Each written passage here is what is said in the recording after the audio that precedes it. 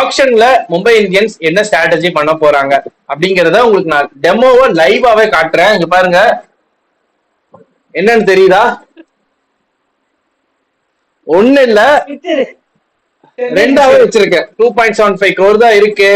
நல்லா மிக்சர் சாப்பிட்டுட்டு சண்டை செய்ய போற டீம் நம்ம கிடையாது. சிஎஸ்கே அண்ட் கேகேஆர் தான் ஸ்பேரிங் போடுற டீம். ஆக்சுவலா ரேட் ஏத்தி விடுறது கூட அமௌண்ட் இல்ல. 2.75 crore மேல ரேட்டும் ஏத்தி விட முடியாது மத்த டீம்ஸுக்கு. ரசல் ஏதா சிஎஸ்கே எடுத்துட்டாங்களா? எடுங்க. லிவிங்ஸ்டன் கேகேஆர் போயிட்டாரா?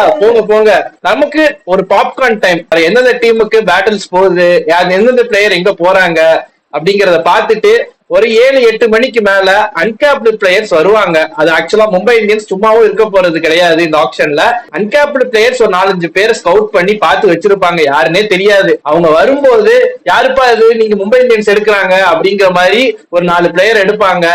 ஒரு ஓவர்சீஸ் ஸ்லாட் இருக்கு. ஒரு 50 lakh 75 lakhல ஏதோ ஒரு பிளேயர், யாருக்குமே தெரியாத ஒரு பிளேயர் இங்க இருந்தோ ஸ்கவுட் பண்ணி எடுத்துட்டு வருவாங்க. 4-5 பைசா முடிக்கிறோம், துபாயை சுத்தி பாக்குறோம், நல்லா மிக்சர் சாப்பிடுறோம், திரும்ப வரோம். எங்களுக்கு ஆப்ஷனுக்கு சம்பந்தமே இல்லை.